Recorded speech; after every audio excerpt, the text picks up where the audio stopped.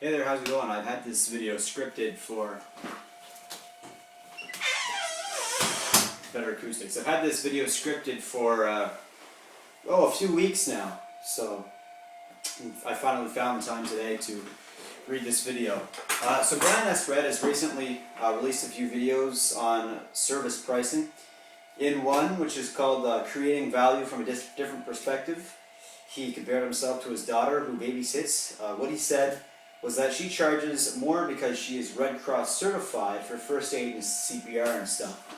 So she also upsells herself on doing extra things, such as going the extra mile to clean the kids' messes or to be more involved in their activities, for example. But I believe that's an excellent analogy. Charge more if you believe you offer more.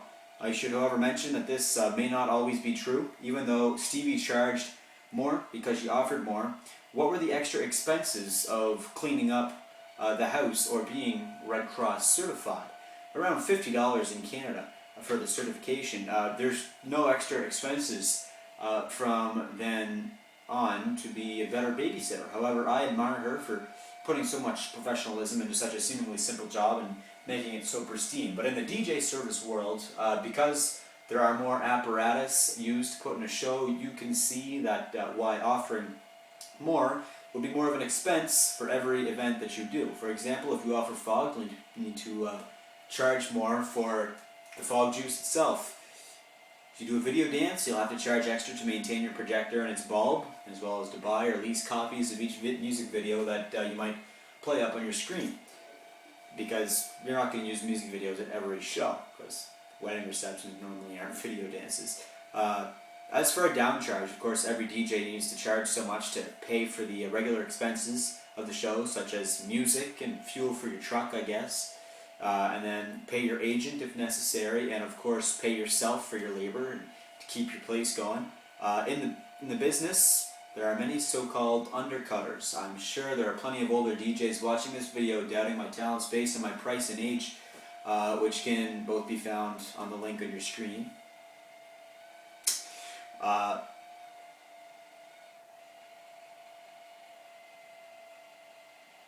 But I understand your concern, and I'll get to that.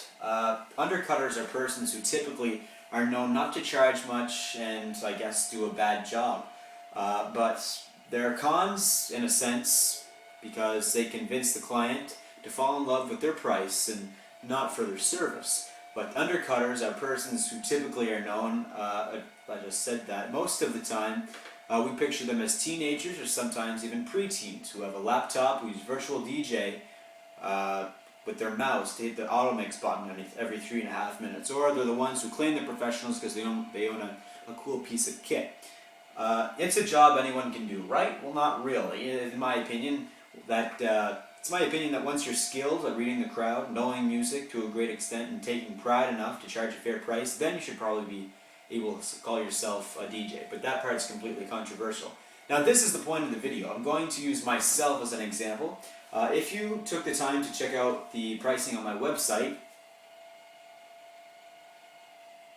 you'll see that I average at around $350 or $400 a haul each gig. Now, definitely cheaper than other guys around. Am I an undercutter? Depends on the definition.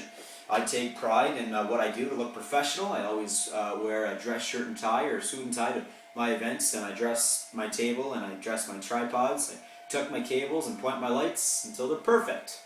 Now, I'm always confident that the crowd's happy because, like anywhere else in the entertainment business, if people tell you that you stink, you're done.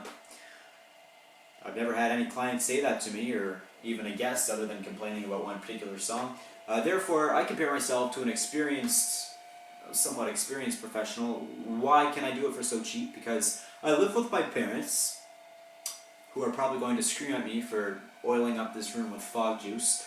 And most of the money that I make, I can just pocket it or I can save it. I think I make quite a bang for the buck, considering I encourage prior client meetings and everything else you'd expect from someone you're paying lots of money on. One thing Brian S. Red didn't make it on video on is supporting himself financially. How much did he struggle independently before getting a job with ADJ or whoever that works? I've always wondered, can I do this by itself, or maybe with another radio gig for a living when I get older? I've always wanted to know that. I'd love to DJ independently when I get older. I'm thinking radio in the morning and afternoon, a job that doesn't make you a millionaire, also I know. And then a live DJing at night and on weekends. Will that support me? One of the reasons I'm getting started earlier is for experience, fun, of course a little bit of cash, but when I get older I'll have those 3 advantages over the other guys who may just be starting out. So the subject is completely open for comment, objection, or discussion in the comments section below. Peace out.